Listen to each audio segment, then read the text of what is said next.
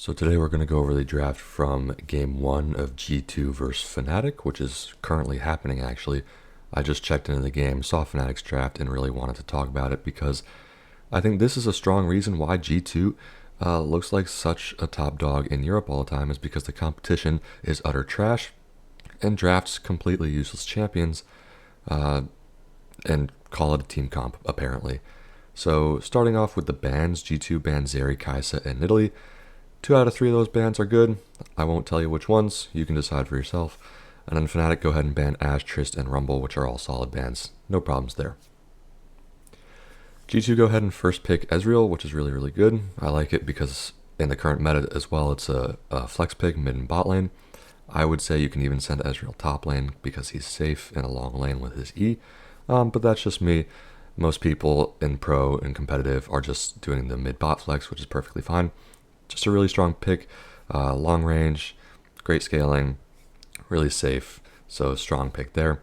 And then Fnatic go ahead and pick the Zyra and the Lucian. So this is pretty standard nowadays with AP jungle, AD mid.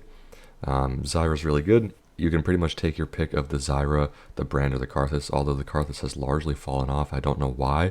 Pro teams aren't picking him as much, but pretty much the two premiers in competitive currently are the Zyra and the Brand, so those two junglers are pretty much traded most games, which is perfectly fine. I'm going to go ahead and pause before or right after first phase ends. So the Zyra Brand trade is pretty predictable and going to happen.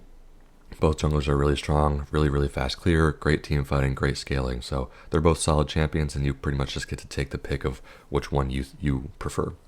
And then the Lucian pick, I just think is kind of weird. Because you don't know G2's mid laner yet for sure. And especially with the Renekton coming in on R3, you've essentially blind picked both solo laners on red side when you can get at least one of them counter picked with the R5 counter. It's really, really confusing drafting to me as well. Lucian's just straight up worse than Ezreal. Why? Because he doesn't scale as well and he's really short ranged. So look at Lucian into the 3 picks that G2 has. How is he possibly going to play the game? He's not going to have the damage to cut through the Leona until 3, maybe 4 items. And if he ever dashes forward into the Ezreal or the Brand, he's just going to immediately get blown up. He's never going to be in range to hit those 2 champions. So assuming that this is a mid lane Lucian, which 99% of the time in competitive it is because no one plays in bot lane these days, the G2 can just simply send the Ezreal into the Lucian, have a perfectly fine time in lane because the Ezreal can never actually be killed by the Lucian, and then just be super content with the outscaling and outranging. The Lucian's not going to be able to play the game at all. Even if Fnatic ended up sending the Lucian bot lane, then G2 just sends the Ezreal bot lane and matches. So the Lucian's it's going to have minimal value inside of this game. I don't know why they picked it so quickly. If they wanted to pick an AD in the mid lane with Tristana banned and Ezreal picked, they should have just gone with something to match the range and scaling of the Ezreal. Something like a Kog'Maw, something like you could even go with a Draven if you really wanted to try to bully the lane and beat Ezreal. Draven could work. Zeri's ban. Man, there are a lot of ADC bans. Or you could, just not pick an ADC mid and go with something like the Yone or the Irelia. Irelia is pretty underrated right now, in my opinion. So there are a lot of other options that are better than Lucian here. I don't know why they felt forced to pick it when Ezreal had already been picked by G2. Pretty confusing to me. Anyways, G2 second rotation, Brandon Leona, which is solid. Just setting up for really, really good scaling team fight. With the range and the pure damage output of G2's champions so far, like I said, the Lucian and now especially the Renekton, they're not going to be able to do anything in this game. With the Renekton coming in on R3, it's another blind pick solo lane for literally no reason, so you're letting G2 counterpick every single role essentially on blue side, which should never happen if drafting is done correctly. The Renekton's never going to be able to reach the Ezreal or the Brand, and even if he does, he's just going to get one shot because he's not a tank, and the damage output of double ADC plus a Brand is absolutely ridiculous. Plus, you have to play into the lockdown of Leona, and you're going to be counterpicked in lane, which is not going to be fun either. So whatever that counterpick ends up being from G2. So through first phase, G2 is infinitely ahead. Fnatic has intentionally picked two useless champions in solo lanes, and they've both been blind picks, so they're going to be made more useless by the fact that they're going to be counterpicked and not really be able to do a whole lot in the lane phase. The only strong point for Fnatic here is the jungle pick. Obviously, Zyra's really strong, but the problem is if she's going to have 3 losing lanes most likely, or at least 2 in the solo lanes, there's not really going to be a whole lot that she can do, especially in the early game where Lucian and Renekton actually thrive and want to get ahead and fight.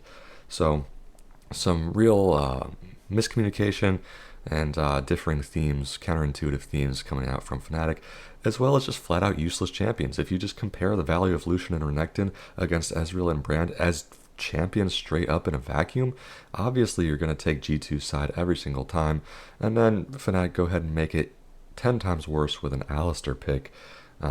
This champion is also just useless.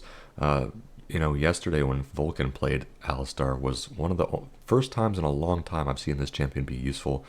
In lane phase, he has 0 level 1, and then for the rest of the game, it's like you combo, and then you stand there for 8 seconds and wait for your combo to be back up. This champion just doesn't have a whole lot of value to me. If you want to pick a tank engage support, Nautilus is up, Blitzcrank is up. There are others as well. It just doesn't make a whole lot of sense to me to pick Alistar.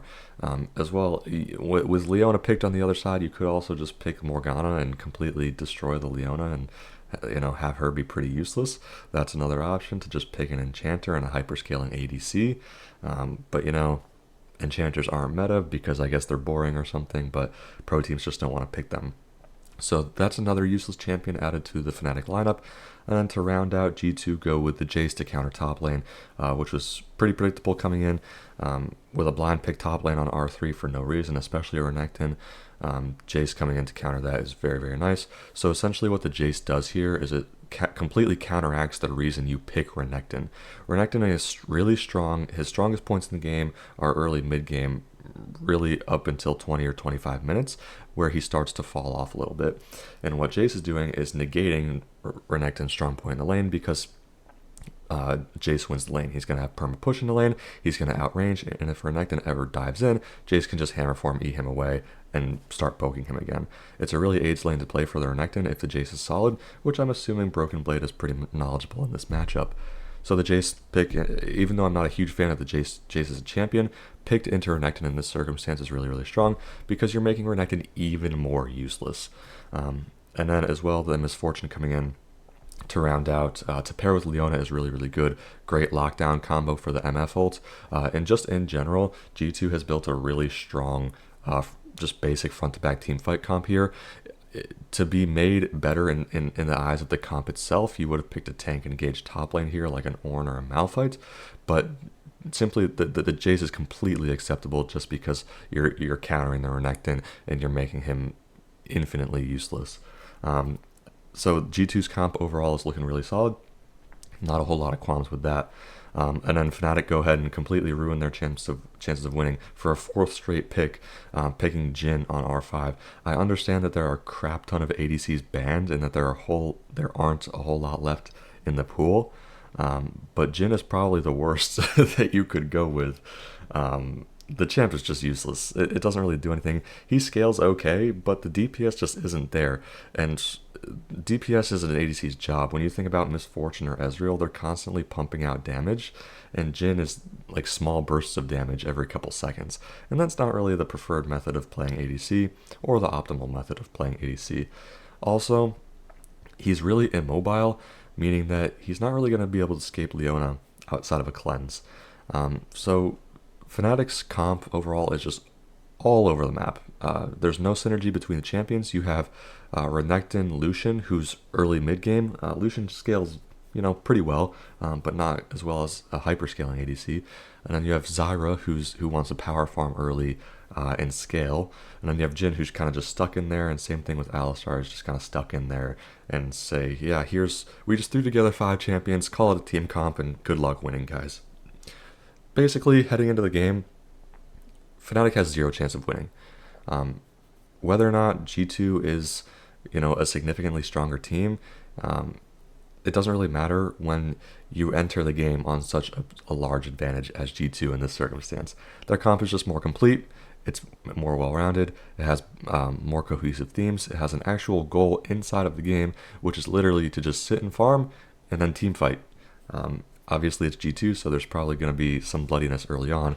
But either way, because G2 scales so much better than Fnatic's team comp, any traded kills or traded objectives early game is going to benefit G2. Whereas every minute that goes by in this game hurts Fnatic. Renekton's not going to be able to play because he's into Jace, and then even in teamfight stage, he's into 4 range champs with high range and pretty good mobility. So the Renekton's not going to do anything. Like I said earlier, the Lucian's not going to do anything because he's not going to be in range to hit anybody. Jhin just doesn't really do anything. He's just kind of there. So pretty much the only actual champion Fnatic has here is Zyra. And maybe if Alistar can find like a god tier flank, he can do something. But it's not like he's going to have any follow-up. So really miserable draft here from Fnatic. And this is a great example of why G2 has been the top dogs in the LEC for, I mean, obviously years, but especially in the past couple of years, because they're the only ones who actually draft with brains, and they're the only ones who actually, experiment a little bit, try out new picks, try out new things, and have a lot of flexibility in the draft phase. And this is the part of the game that's largely ignored and misunderstood by most pro teams, and Fnatic is exemplifying that here. They have no clue what they're doing, picking 4 utterly useless champions. And, I'm recording this video as Game 1 is happening. I don't even have to look at the end of the game to know that G2 is going to win, just because the champions that Fnatic picked are utterly useless and G2's are not. Thanks for watching. See you next time.